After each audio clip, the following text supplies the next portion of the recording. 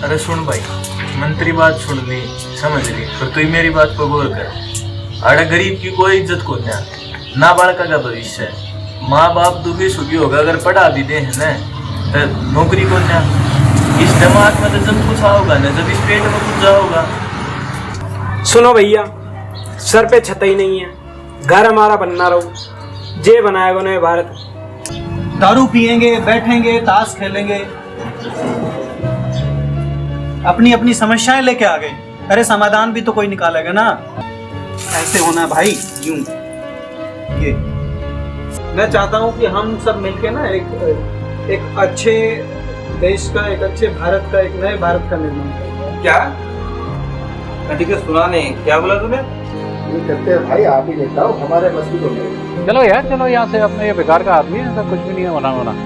पूरा देश, खासकर इस देश का युवा, वो इस तरह के देश को बनाने में मदद करे जो गरीबी, भ्रष्टाचार और भेदभाव से मुक्त हो।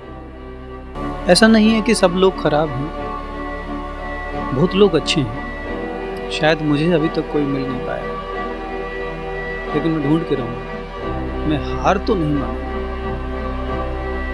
हार मान के बैठ जाना मेरी आदत नहीं। और आप मुझे कुछ रास्ता दिखाएं, किस तरह से हम नए भारत का निर्माण कर सकते हैं।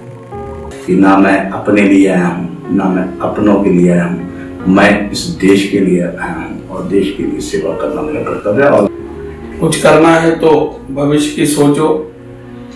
डॉक्टर भीमराव जी अम्बेडकर ने भी इसी प्रकार की सोच को लेकर के भारत को समृद्ध भारत, दुनिया का सिरमौर भारत बनाने के लिए सब कुछ न्यौछावर किया था।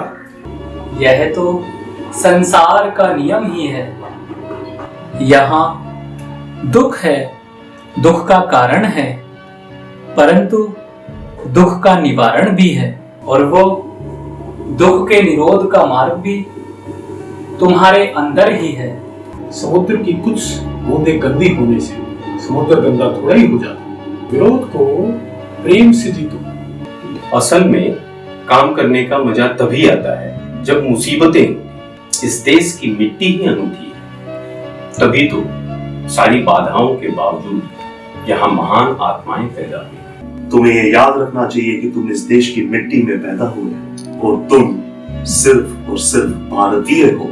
इस मिट्टी का कर्ज है तुम पे, उस कर्ज को चुकाना है। यदि पानी और पौधा अलग अलग रखे रहें तो दोनों ही बेकार हो जाएंगे। कोई पानी को पौधे में डालने वाला चाहिए।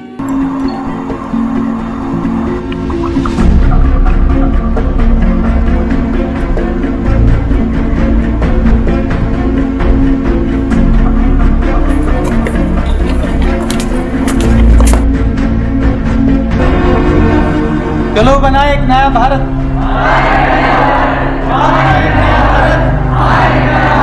चलो बनाए एक नया भारत।